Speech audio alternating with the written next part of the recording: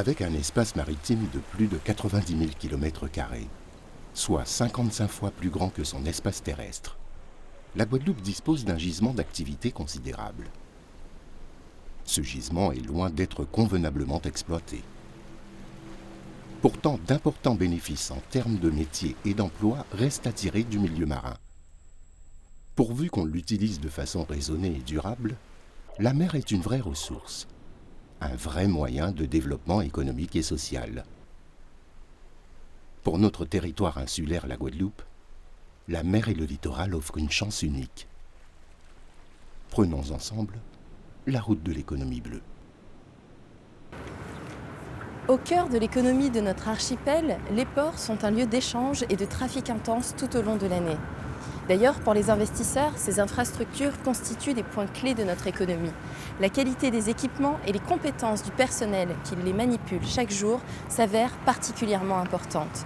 Nous partons aujourd'hui à la rencontre de monsieur Olivier Kinder. Il est portiqueur. Chaque jour, perché à plus de 40 mètres au-dessus du sol, il manipule des centaines de conteneurs qu'il charge et décharge à bord des quais du port de Jarry.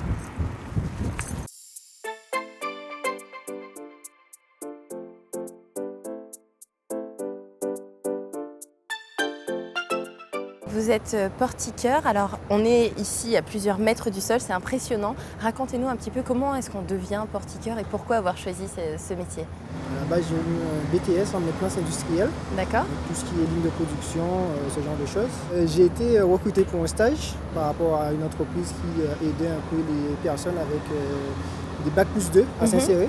Et du coup, on m'a envoyé en stage au port de Pointe-à-Pitre. D'accord. En tant que maintenance des matériels biotiques, tout ce qui est imprimante et tout ça. Ok. Et par chance, au moment où j'étais là, en fait, l'annonce de recrutement pour le portiqueur était là. Ça correspondait à mon profil. Par le biais du concours, parce qu'il y a un concours assez spécifique, assez sélectif. Oui, j'imagine. Il y a des tests psychotechniques, il y a des tests de sécurité. vertige. Et tous ces tests de vertige, de simulation, vous les avez faits ici en Guadeloupe? Oui, tous les tests ont été faits ici directement sur les portiques. Comme ça, on est plongé directement dans le bain. On sait directement à quoi on aura à faire durant nos 40 prochaines années. Ouais. Et si ça se passe mal, ça se passe mal. Si ça se passe bien, on est là comme moi aujourd'hui. D'accord. La particularité actuellement, c'est que auparavant, les anciens portiqueurs partaient pour une formation de 2 mois sous simulateur en métropole. Aujourd'hui, on fait la formation directement ici, sur les portiques.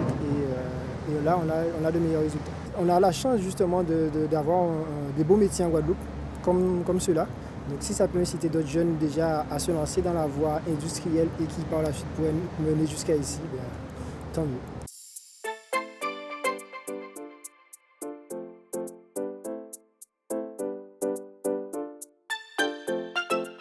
Nous sommes ici au cœur de la plateforme portuaire de Jarry. Racontez-nous, expliquez-nous un petit peu combien de métiers se trouvent sur cette plateforme. Alors c'est une plateforme d'abord qui emploie un peu plus d'1 millier de personnes. Et sur ce millier de personnes, on va trouver une 60aine d'emplois différents.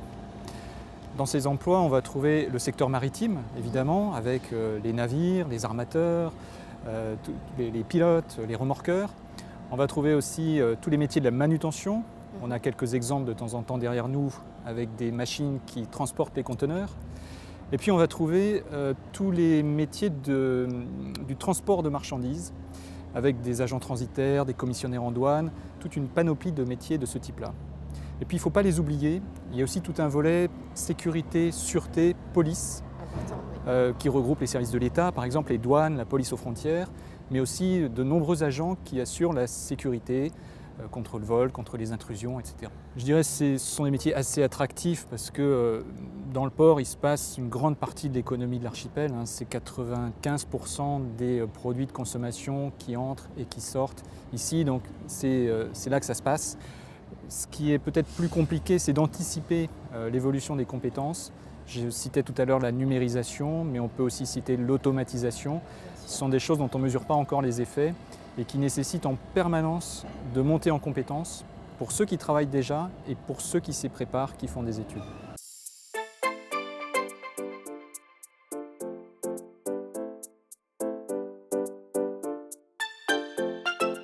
Merci de nous avoir suivis. On se retrouve très bientôt pour une nouvelle émission, La Route du Bleu, destination Guadeloupe.